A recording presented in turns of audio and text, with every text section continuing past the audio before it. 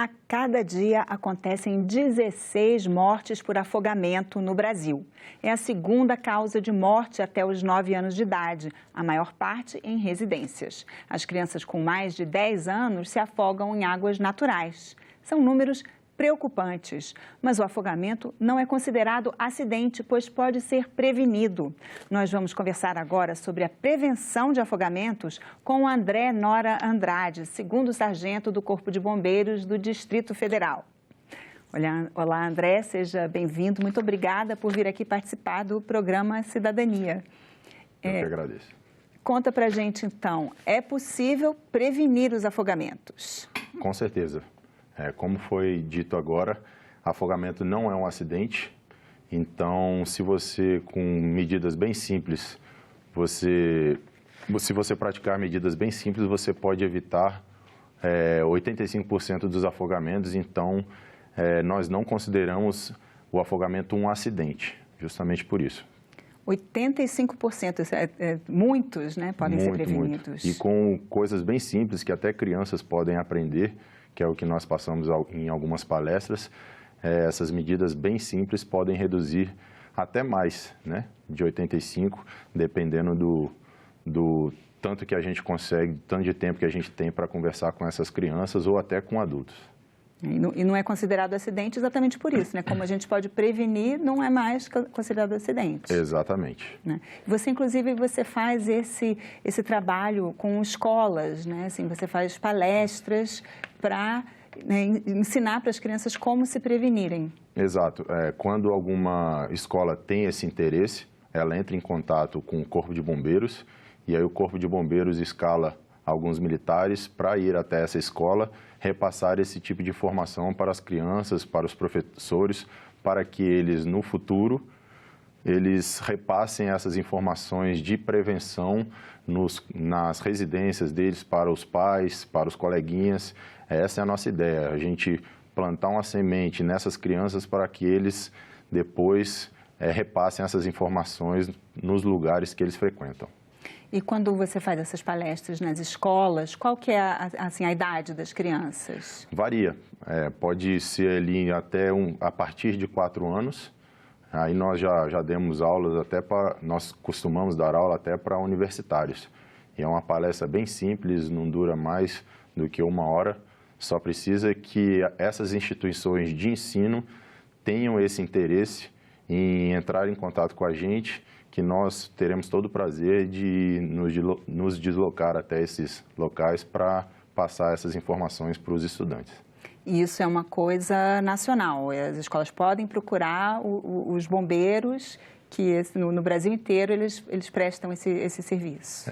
Todos os corpos de bombeiros do Brasil, eles se encontram anualmente no Seminário Nacional de Bombeiros e é unânime que todos os comandantes do Brasil, eles têm esse interesse de diminuir o número de afogamentos e, com certeza, todos os corpos de bombeiros do Brasil poderiam fazer esse tipo de atividade. E quais são essas medidas de prevenção, né? Nós temos uma campanha que nós dizemos que a palma da mão tem a palavra águas, são 5 letras, onde a letra A seria alerta, 100% de alerta para aquela criança que está ao seu lado, ou seja, não largue ela em momento algum, 100% de tempo ali no seu campo de visão. Por quê? Porque uma criança sempre vai procurar uma situação de perigo, porque a criança não tem essa noção de local seguro e se tem uma região ali com água, ela vai querer brincar e se ela tiver a possibilidade de ir sem você estar ali tomando conta, pode ter certeza que ela vai atrás desse ponto. A letra G vem de guarda-vidas. Procure sempre frequentar lugares que você tenha um guarda-vida para te auxiliar, dizendo qual é o melhor lugar para você entrar. Caso aconteça algum problema, ele está ali para resolver, vai ali te auxiliar em qualquer problema que você tiver.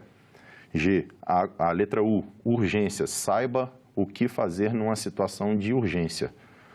Nós ensinamos para as crianças Hoje, qualquer criança sabe mexer num celular, até criança de colo. Então, nós ensinamos as crianças inclusive, pasme, mas existem adolescentes que não sabem o número do Corpo de Bombeiros. Não sabem que o número do Corpo de Bombeiros é 193, então saiba o que fazer numa situação de urgência.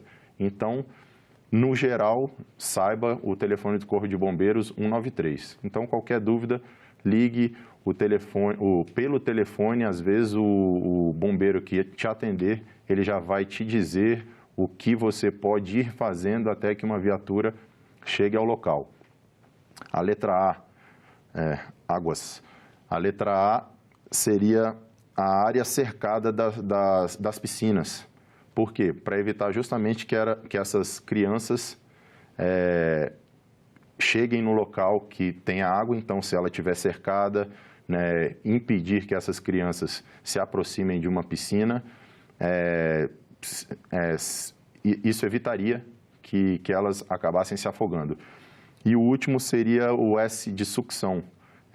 As piscinas mais antigas têm aqueles ralos mais rústicos, onde já aconteceu, inclusive aqui no Distrito Federal, onde crianças ficam brincando brincando com um ralo, brincando de botar a mão e a criança acabar ficando com o braço preso. Ou, geralmente, as meninas que têm o cabelo mais comprido, o cabelo acabar entrando nesse ralo e ela ficar presa. Então, utilizar os ralos anti-sucção, que hoje em dia estão bem difundidos, são bem baratos. É só você conectar ele ali, inclusive, até em cima desses ralos antigos, que isso aí evitaria esse tipo de ocorrência de afogamento que já aconteceu bastante aqui no DF e em outras cidades do Brasil. A partir dos 10 anos de idade, acho que esse que é a forma mais comum de afogamento por causa desses aparelhos de sucção, né? Eu imagino que sejam crianças que já sabem nadar, estão mergulhando, brincando, mas ficam presas. A partir dos 10 anos a gente diz que as crianças entram na pré-adolescência e aí na pré-adolescência os meninos começam a querer aparecer mais para as meninas, aí numa piscina, um quer fazer um mortal que o outro não consegue, numa região de cachoeira, que nós temos muito aqui na região do entorno do DF. Eu consigo pular de mais alto do que você. Então, os casos de afogamento nessa faixa etária começam por aí. Inclusive, a quantidade de homens que se afogam infinitamente não, mas é bem superior ao das meninas, justamente por isso, porque nessa faixa etária, as crianças começam a querer fazer mais brincadeiras, elas começam também a não querer ouvir os nossos avisos de, cuidado, isso aí não se deve fazer. Criança já é mais fácil, mas o adolescente tem isso de querer bater de frente com os adultos e não escutar o que a gente fala. Então, por isso que essa educação deve vir desde o quanto antes melhor.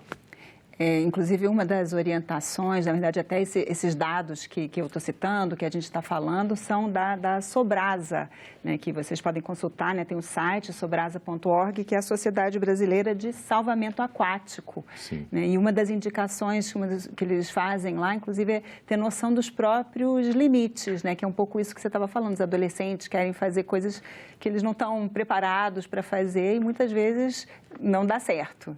Exato. Muitas das vezes não estão preparados, só que ficam com aquela vergonha de parecerem fracos perto dos coleguinhas, ou então um grupo de coleguinhas faz uma brincadeira de empurrar um outro coleguinha numa forma de bullying.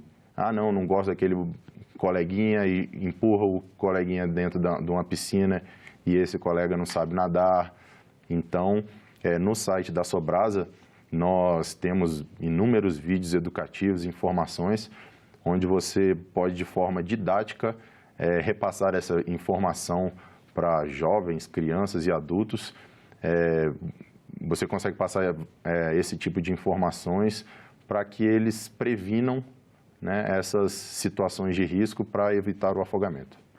E uma indicação que a gente vê muito até em piscinas públicas, clubes, assim, não correr na área da piscina, porque a pessoa também pode, né, escorregar, cair, bater a cabeça, cair dentro d'água, isso também é um risco, né? Sim, existem inúmeras brincadeiras que a gente deve evitar. E aqui em Brasília é muito comum, hoje em dia, e pelo Brasil também, que eu andei nesses seminários nacionais, a gente conversa bastante, vem sendo muito comum esses condomínios fechados com áreas de piscina, onde alguns desses condomínios não têm a presença de um guarda-vida.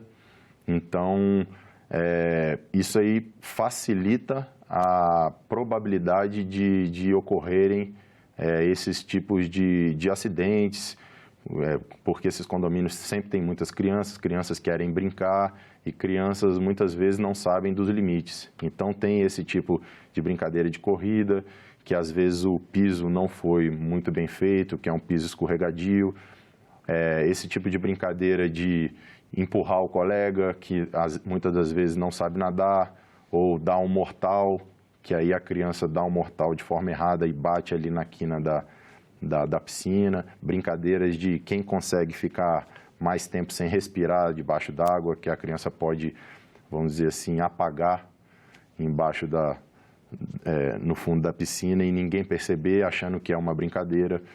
Então, a presença de um guarda-vida ameniza, mas não exime a responsabilidade dos pais, que é aquela premissa inicial que eu passei para você, de, beleza, pode ter um guarda-vida ali no local, mas os pais são os responsáveis e devem ter 100% de atenção na criança, nos filhos, para que não aconteça esse tipo de acidente. Mesmo com a presença de um guarda-vida, os pais têm que ficar alertas o tempo todo? Sempre, sempre. Por quê? Imagina um exemplo que nós temos aqui em Brasília da água mineral. Lá nós temos inúmeros guarda-vidas, mas num final de semana, às vezes passa de 1.000 pessoas ali na região no local das piscinas. Então, ok, o guarda-vida, tem um guarda-vida ali para olhar todo mundo? Tem. Mas 1.000 pessoas pode ser que aquele segundo que o guarda-vida está ali até auxiliando um outro banhista que está se afogando, o seu filho está no outro lado da piscina precisando da sua ajuda. Então, são questões de segundos que vão fazer a diferença na hora de um socorro, principalmente de afogamento, que é uma situação bem grave, que traz consequências bem graves, e a grande maioria dos afogamentos que passam assim de 5 minutos, que é o que a gente usa como parâmetro, fica muito difícil da gente trazer essa pessoa de volta, trazer a respiração e o pulso dela. Então, é o 100% do tempo de atenção do responsável. E no caso das crianças pequenas, você estava explicando que esse alerta, mas assim, a distância de um braço, né? Tem que estar bem pertinho. Sim, não adianta nada, esse mesmo exemplo de uma piscina, não adianta nada o que acontece bastante. Esses problemas de afogamento associados ao consumo de bebida alcoólica. Os responsáveis estão numa churrasqueira, ali aproveitando com os amigos, grande maioria das vezes ingerindo bebida alcoólica, e olha o filho, vez ou outra, a 300 metros ali, e acha que, não se preocupe que se acontecer alguma coisa, eu chego lá a tempo. Primeiro que ele não está nem prestando atenção, e outra que aquele tempinho ali que ele perde o foco, aí, eu não estou vendo meu filho, não, ele deve ter ido para o outro lado da piscina. Até ele perceber que o filho dele se afogou, aí ele já foi 30 segundos, 1 minuto, 2 minutos, e 1 minuto é o suficiente ali para você ter um problema bem grande nessa situação aí de afogamento. Essa questão é importante, né? Porque é muito rápido, né? Sim. Assim, a pessoa que fica 1 minuto sem respirar, ela já pode, mesmo que não chegue a morrer, ela pode ter sequelas gravíssimas. Sim, não tem uma regra. Existem pessoas, já tem casos de pessoas que ficaram quase 1 hora debaixo d'água e não tiveram sequelas, e já tiveram casos de pessoas aí que com 1 minuto vieram a falecer. Então não existe uma regra geral. Mas é bem raro, né? Esse caso da pessoa ficar muito Sim, tempo. Era uma situação atípica, com água muito fria, então foi uma situação atípica. O que a gente procura é, se existe um caso com poucos segundos a pessoa já ter sequelas, então vamos fazer com que não chegue nem a 1 segundo. Vamos evitar que isso aconteça. Quanto mais rápido... Nem chegue a acontecer. De preferência que nem chegue a acontecer, né? Se tiver nessa distância e 100% de atenção, não vai acontecer. Já puxa logo, não deu para acontecer. Com certeza. Né? Agora, e quando a criança já sabe nadar? Às vezes também são outros riscos, né? Como você estava explicando, né? Assim, ela pode se sentir, né, confiante e acaba também nadando muito longe, né? Exato. Vou atravessar a piscina, vou lá naquela ilha. É outra coisa, outro erro. Uma pessoa que não sabe nadar, ela não se afoga. Por quê? Porque ela não vai entrar na água. Então, aquelas pessoas que acabam entrando com esse excesso de confiança, muitas das vezes também associada à bebida alcoólica, ela às vezes não sabe do limite dela e aí ela sempre quer extrapolar esse limite. Aqui no Distrito Federal nós temos o Lago Paranoá e nós temos esses pontos de aglomeração, aqui onde inclusive nós colocamos há pouco tempo os postos de guarda-vida aos finais de semana e feriados, e aí ocorre muito isso, o excesso de confiança, onde as pessoas, não, o lago para atravessar é fácil, eu vou ali e volto rapidinho, só que aí ela vai e aí ela começa a se cansar, não, mas eu consigo. Aí quando ela chega e fala, não aguento, vou voltar. Só que quando ela chega nessa situação de não aguento e vou voltar, ela já está muito longe e não consegue mais retornar. Então, foi esse excesso de confiança, mesmo ele sabendo nadar, que normalmente ocasiona os afogamentos aqui nesses pontos de aglomeração. É uma técnica, né, assim, que é utilizada até para minimizar esse risco, assim, a pessoa, além de saber nadar, ela deve também saber flutuar, não é isso? Sim. E flutuar, né, vertical, horizontal, assim, tem várias formas que justamente quando ela está muito cansada, se ela conseguir flutuar, ela pode descansar, recuperar o fôlego pouco. Isso acontece com essas pessoas que já sabem nadar e que já têm uma certa afinidade com a água, ela sabe que qualquer problema que ela tiver de cansaço, isso aí acontece muito nas praias, onde você está contra ali a correnteza, e aí o principal é você manter a calma, porque essa situação que eu comentei, onde a pessoa resolve voltar porque já tá cansada e acaba se afogando porque ele desespera, esse acaba sendo o problema.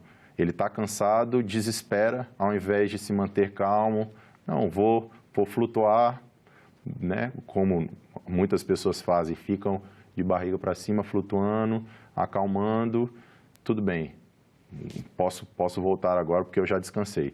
Só que vem o desespero, vem aquela agonia, e aí a pessoa já acha que vai se afogar, não vai conseguir voltar, ninguém vai conseguir salvar ela, e aí essa tranquilidade não vem nessa hora, essa tranquilidade de chegar e fazer, calma, eu sei nadar, é só eu ficar flutuando aqui rapidinho e daqui a pouco eu volto quando eu descansar.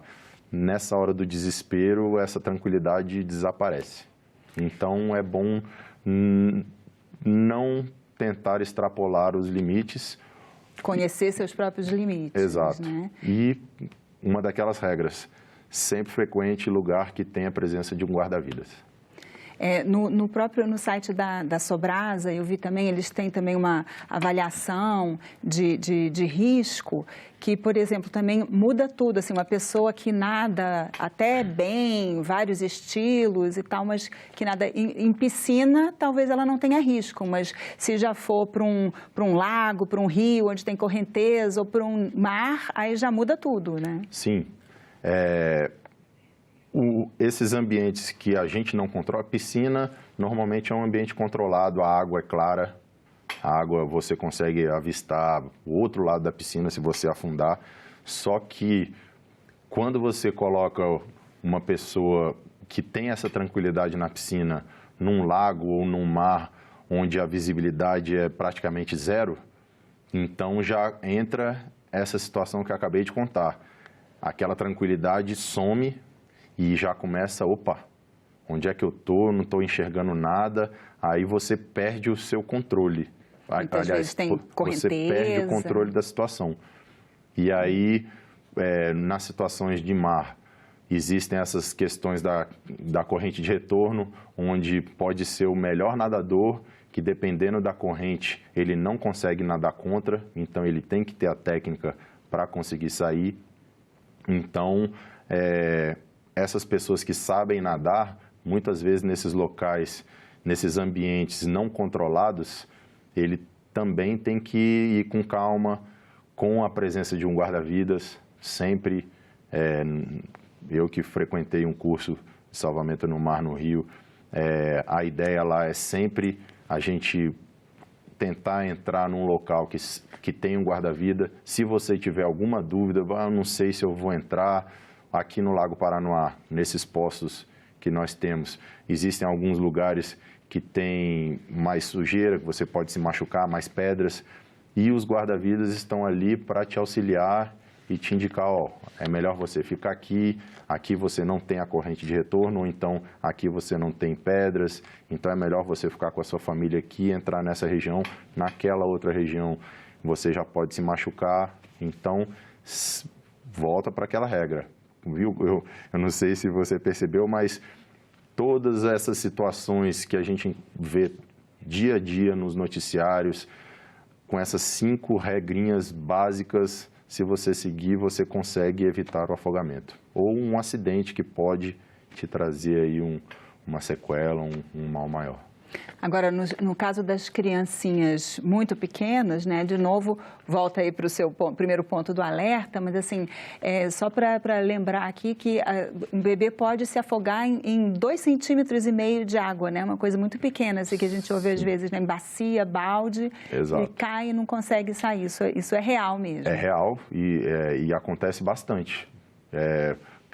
Bebezinhos, como você está falando, às vezes ela não tem a força para, quando cair numa bacia de água, conseguir se levantar. A cabeça é muito pesada, sim, né, em relação ao corpo. Então, isso é bem comum e é mais um alerta para os pais. Nas residências existem sempre bacias com roupa de molho, existem os vasos sanitários, existem até locais onde possa ter acumulado água após uma chuva, dependendo do local que a lâmina de água for um pouco maior. Então, se você tem criança em casa, é bom você evitar esse tipo de situação, fechar sempre os vasos, deixar esses baldes com roupa de molho fora do alcance dessas crianças e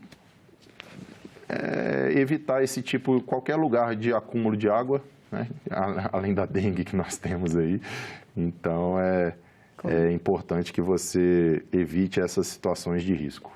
Sargento Nora, muito obrigada pela sua participação aqui no programa Cidadania e tomara que a gente ajude aí a disseminar essas informações tão importantes. Eu que agradeço e o Corpo de Bombeiros Militar do Distrito Federal, junto com o grupamento de busca e salvamento, sempre estaremos aí à disposição para qualquer situação de dúvida ou até, como informei, de palestras, estamos à disposição. E só lembrando mais uma vez, né, o número do Corpo de Bombeiros no Brasil inteiro é 193 e a Sobrasa, né, que é a Sociedade Brasileira de Salvamento Aquático. O site é sobrasa.org, onde tem muitas informações. Essa entrevista já está disponível para você baixar ou compartilhar no nosso site, senado.leg.br/TV, ou então pelo nosso canal do YouTube. Se você quiser sugerir um tema ou enviar uma pergunta para o senador do seu estado, ligue para a Ouvidoria do Senado, 0800 61 2211. A chamada é gratuita. E obrigada pela companhia e até o nosso próximo programa.